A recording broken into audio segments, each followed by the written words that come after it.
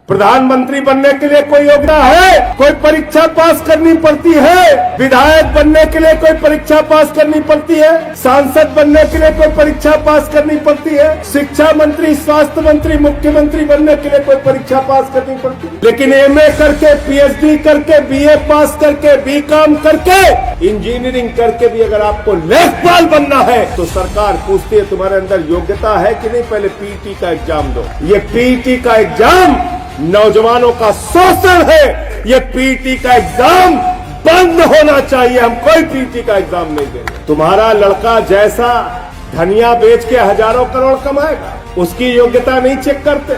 उसको बीसीसीआई का सचिव बना दिया, बेटा हजारों करोड़ क्रिकेट के नाम पे लूटो, अमित शाह के बेटे हो, चिंता करने की जरूरत नहीं। मुझे शर्म आती है उत्तर प्रदेश की आदित्यनाथ की सरकार पे, जो हमारे नौजवानों को जानवरों की तरह गाड़ी में भर के, बसों में भर के पिछले 2 दिनों से परीक्षा केंद्रों पर जाना पड़ रहा है।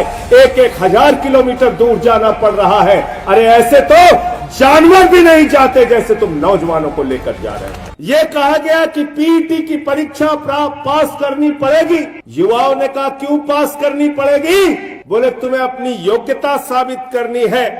तुम लेखपाल बनने के काबिल हो कि नहीं हो, तुम क्लर्क बनने के काबिल हो कि नहीं हो, तुम अधीनस्थ चयन सेवा आयोग की भर्ती में सेलेक्ट होने के काबिल हो कि नहीं हो, पहले इसकी परीक्षा दो, तब लेखपाल की परीक्षा दे। पीटी की परीक्षा से कोई नौकरी नहीं मिलेगी आपको।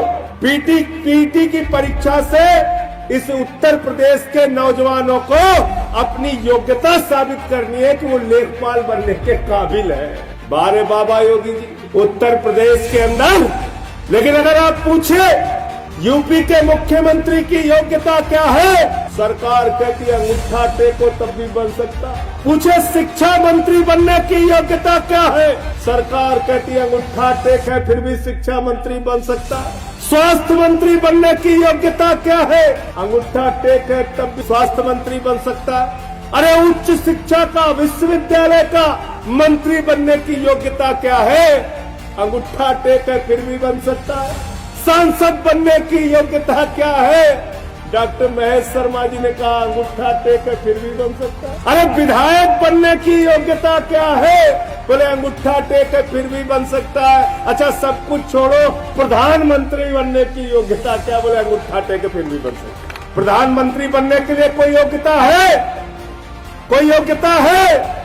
कोई परीक्षा पास करनी पड़ती है? विधायक बनने के लिए कोई परीक्षा पास करनी पड़ती है? सांसद बनने के लिए कोई परीक्षा पास करनी पड़ती है? शिक्षा मंत्री, स्वास्थ्य मंत्री, मुख्यमंत्री बनने के लिए कोई परीक्षा पास करनी पड़ती है?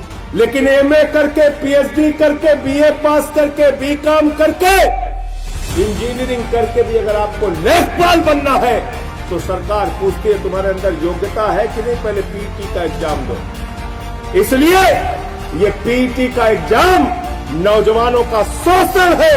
मैं चाहता हूं युवक विंग के लोग लखनऊ के अंदर आंदोलन करें, अनशन करें, प्रदर्शन करें, छात्र विंग के लोग इनके साथ मिलकर आंदोलन करें। ये पीटी का एग्जाम बंद होना चाहिए। हम कोई पीटी का एग्जाम नहीं देंगे। तुम्हारा लड़का जैसा धनिया बेच के हजारों करोड़ कमाएगा, उसकी योग्यता नहीं चेक करते।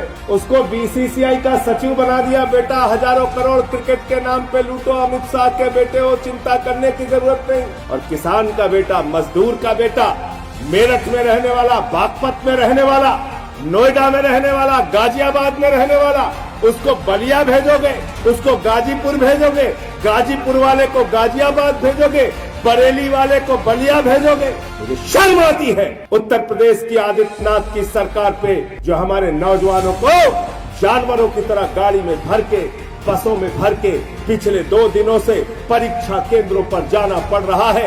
1-1 हजार किलोमीटर दूर जाना पड़ रहा है। अरे ऐसे तो जानवर भी नहीं जाते जैसे तुम नौजवानों को लेकर जा रहे हो। आदित्यनाथ जी, मैं पूछना चाहता हूं, नरेंद्र मोदी की रैली होती है, खाने का पैकेट देते हो, बस का किराया देते हो, ट्रेन का किराया देते हो।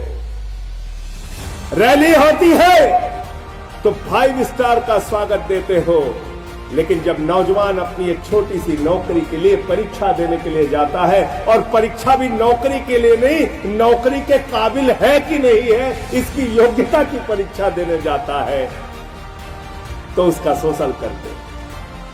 200 रुपए फार्म के ले लिए बाबा जी ने।